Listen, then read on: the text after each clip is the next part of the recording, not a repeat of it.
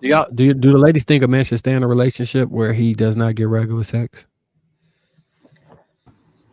Yeah. Um, Well, what's your idea of regular? it's kind of like what Yeah. Inaz said before, is that I think that that's a natural progression of relationships, that sometimes you'll hit a dry spell, and then like even what you said, like if you're consistently every day or every 2 days, but then something happens, and then now that every 2 days go into 2 weeks, you know what I'm saying, before the next time, and that could go on for a month or two because you're stressed about whatever's going on at work or stressed about the bills, so you miss that, regular, consistency, but then it picks back up.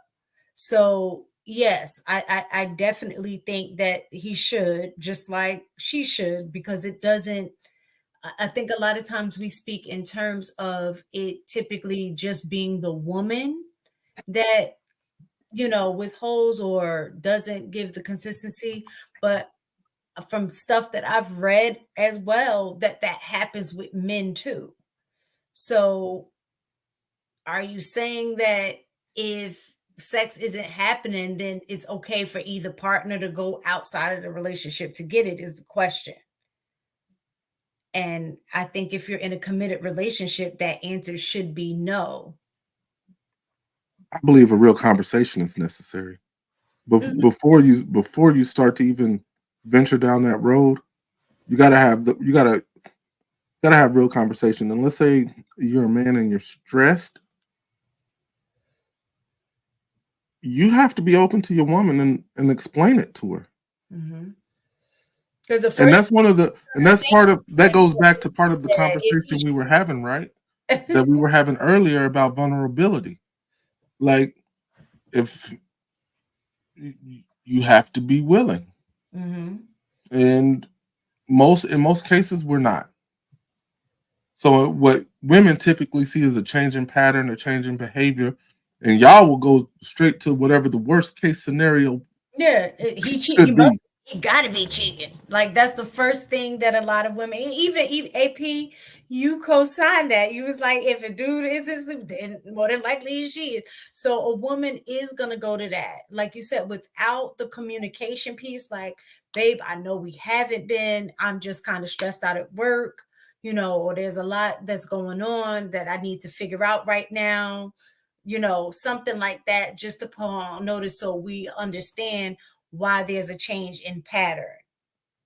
And I think it's on a woman as well to initiate those conversations with her partner if there is something going on with the emotional connection where she's not able to like put out. It's just like, babe, stuff just really isn't good between us right now because of, or I feel X, Y, and Z, to give him an opportunity to, make adjustments, if he so chooses, to make those adjustments. But it is on each party to communicate that with the other person.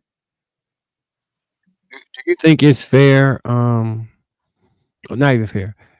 What do you think do you think I seen a comment my man Isaiah was saying that if you're not in the mood sexually, but you know your man still has desires, do you think that it's important that the woman, even if she doesn't have sex, takes care of that sexually to relieve him of that? Or do y'all think that until y'all get it right, he has to just deal with it?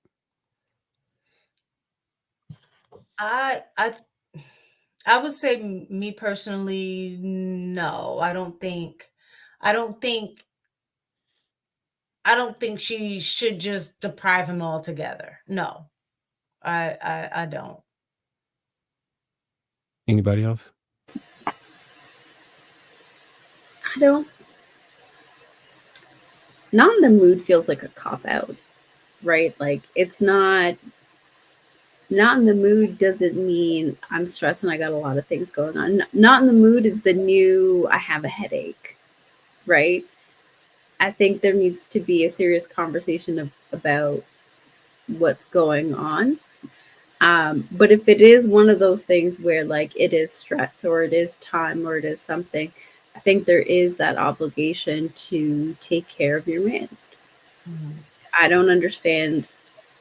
Like, that's one of the fundamental things that distinguishes a romantic relationship versus like an intimate friendship, right? Is that sexual components. If you're stripping that, you're removing a big chunk of what the relationship is. And so there's still an obligation, because when he's tired and doesn't want to go to work, he still goes to work and provides, right? So I think there needs to be equal effort in that way.